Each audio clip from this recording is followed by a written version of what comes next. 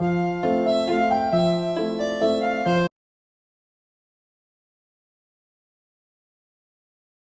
allons partir à Rome retrouver Alban Micosy. Vous le savez, en Italie, l'histoire est partout, à chaque coin de rue. Nous allons partir à Rome retrouver Alban Micosy. Vous le savez, en Italie, l'histoire est partout, à chaque coin de rue. Nous allons partir à Rome retrouver Alban Micosy. Vous le savez, en Italie, l'histoire est partout, à chaque coin de rue.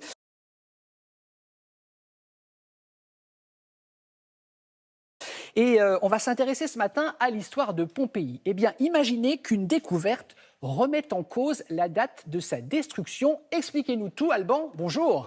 Et on va s'intéresser ce matin à l'histoire de Pompéi. Eh bien, imaginez qu'une découverte remette en cause la date de sa destruction. Expliquez-nous tout, Alban, bonjour.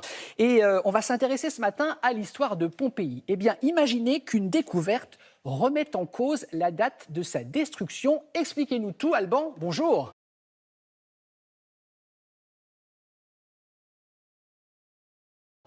Bonjour Damien, bonjour à tous et bienvenue à Rome pour ce télématin. Bonjour Damien, bonjour à tous et bienvenue à Rome pour ce télématin. Bonjour Damien, bonjour à tous et bienvenue à Rome pour ce télématin.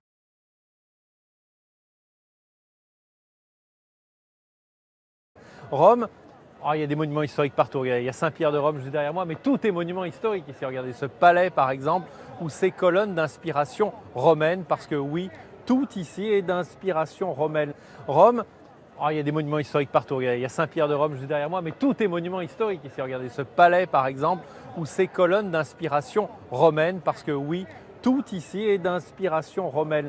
Rome, il y a des monuments historiques partout. Il y a Saint-Pierre de Rome juste derrière moi, mais tout est monument historique ici. Regardez ce palais par exemple, ou ces colonnes d'inspiration romaine, parce que oui, tout ici est d'inspiration romaine.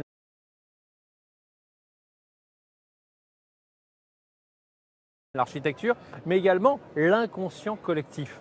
Et dans l'histoire romaine, l'histoire qu'on croit connaître le mieux, c'est celle de Pompéi et de la catastrophe en 79 après Jésus-Christ. L'architecture, mais également l'inconscient collectif. Et dans l'histoire romaine, l'histoire qu'on croit connaître le mieux, c'est celle de Pompéi et de la catastrophe en 79 après Jésus-Christ. L'architecture, mais également l'inconscient collectif. Et dans l'histoire romaine, l'histoire qu'on croit connaître le mieux, c'est celle de Pompéi et de la catastrophe en 79 après Jésus-Christ.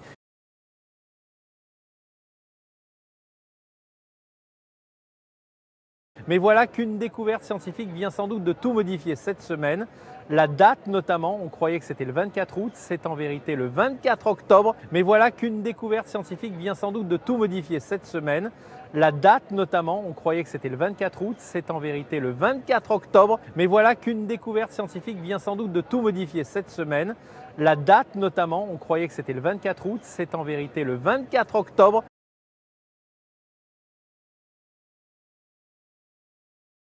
Alors comment le sait-on que c'est le 24 octobre? Grâce à cette découverte incroyable que je vous propose de regarder en images avec un reportage fait par Manuel Carrello et Valérie Parent. Alors comment le sait-on que c'est le 24 octobre? Grâce à cette découverte incroyable que je vous propose de regarder en images avec un reportage fait par Manuel Carrello et Valérie Parent. Alors comment le sait-on que c'est le 24 octobre?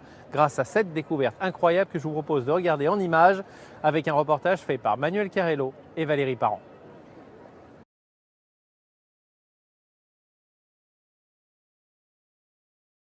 Dans l'histoire des catastrophes naturelles, Pompéi occupe une place à part. C'est la plus ancienne sur laquelle on ait autant d'informations. Dans l'histoire des catastrophes naturelles, Pompéi occupe une place à part. C'est la plus ancienne sur laquelle on ait autant d'informations. Dans l'histoire des catastrophes naturelles, Pompéi occupe une place à part. C'est la plus ancienne sur laquelle on ait autant d'informations.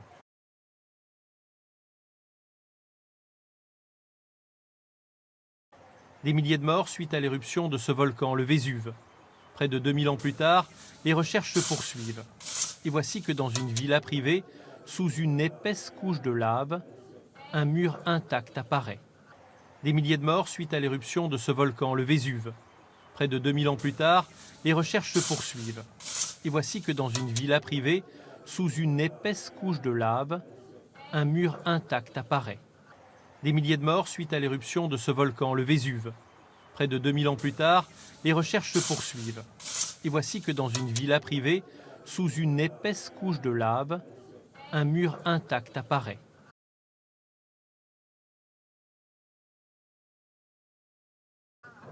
Et il modifie la datation de la catastrophe à cause de cette inscription et de cette date bien précise.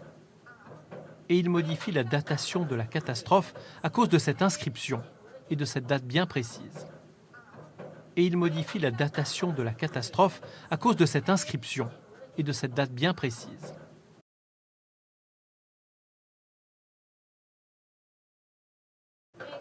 Elle a été inscrite 13 jours avant les calendes de novembre, ce qui correspond au 17 octobre. Ce serait donc une semaine avant l'éruption qui aurait eu lieu non plus le 24 août, mais le 24 octobre. Elle a été inscrite 13 jours avant les calendes de novembre, ce qui correspond au 17 octobre. Ce serait donc une semaine avant l'éruption qui aurait eu lieu non plus le 24 août, mais le 24 octobre.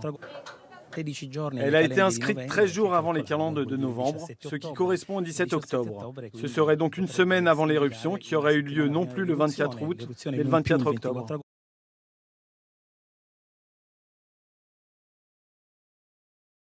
Cette inscription au charbon de bois a été authentifiée.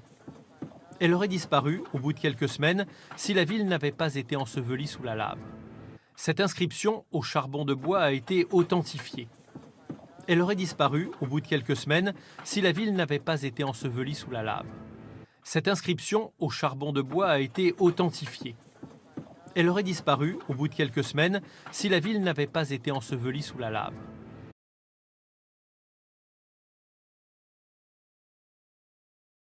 Le 24 octobre, donc en l'an 79, une violente éruption du Vésuve et quelques heures plus tard, le nuage de cendres, puis de lave, s'abat sur la ville.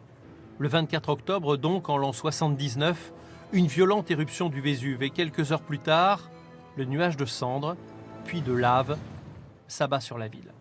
Le 24 octobre, donc en l'an 79, une violente éruption du Vésuve et quelques heures plus tard, le nuage de cendres, puis de lave, s'abat sur la ville.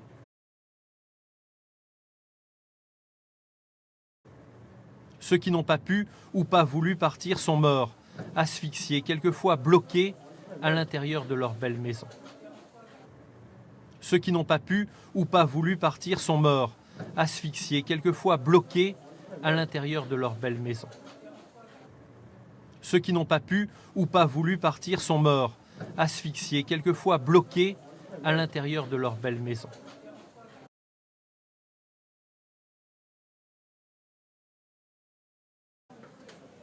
Certains corps, quasi statufiés, ont été conservés et sont visibles sous forme de moulages en plâtre réalisés au XIXe siècle. Certains corps, quasi statufiés, ont été conservés et sont visibles sous forme de moulages en plâtre réalisés au XIXe siècle. Certains corps, quasi statufiés, ont été conservés et sont visibles sous forme de moulages en plâtre réalisés au XIXe siècle.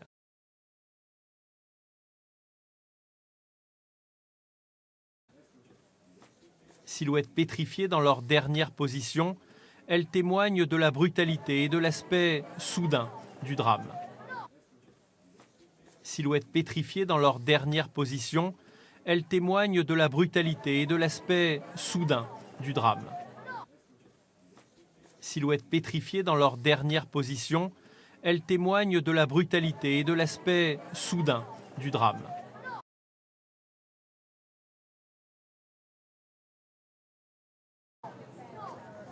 La ville de Pompéi ne s'est jamais relevée de cette catastrophe. Le site a été abandonné par les hommes. C'est aussi ce qui lui donne, 1939 ans plus tard, cette place unique dans l'histoire de l'humanité. La ville de Pompéi ne s'est jamais relevée de cette catastrophe. Le site a été abandonné par les hommes. C'est aussi ce qui lui donne, 1939 ans plus tard, cette place unique dans l'histoire de l'humanité. La ville de Pompéi ne s'est jamais relevée de cette catastrophe. Le site a été abandonné par les hommes. C'est aussi ce qui lui donne, 1939 ans plus tard, cette place unique dans l'histoire de l'humanité.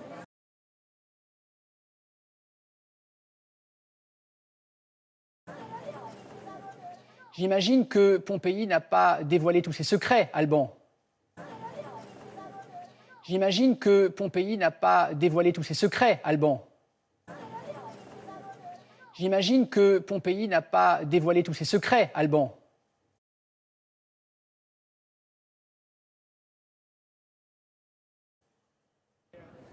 Effectivement, chaque jour, des dizaines de chercheurs continuent à travailler à Pompéi et faire des découvertes comme celle qu'on vient de voir.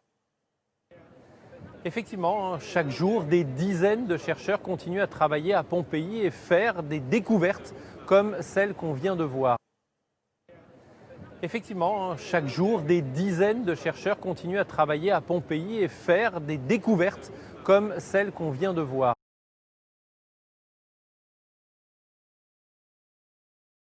Alors, longtemps, les chercheurs se sont plaints de manque de moyens, d'un manque d'intérêt politique qui faisait que leur travail était de plus en plus ignoré, de plus en plus difficile. Alors, longtemps, les chercheurs se sont plaints de manque de moyens, d'un manque d'intérêt politique qui faisait que leur travail était de plus en plus ignoré, de plus en plus difficile. Alors, longtemps, les chercheurs se sont plaints de manque de moyens, d'un manque d'intérêt politique qui faisait que leur travail était de plus en plus ignoré, de plus en plus difficile.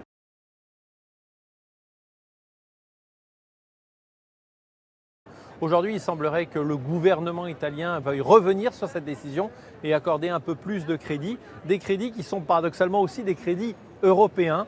Aujourd'hui, il semblerait que le gouvernement italien veuille revenir sur cette décision et accorder un peu plus de crédits, des crédits qui sont paradoxalement aussi des crédits européens. Aujourd'hui, il semblerait que le gouvernement italien veuille revenir sur cette décision et accorder un peu plus de crédits, des crédits qui sont paradoxalement aussi des crédits européens.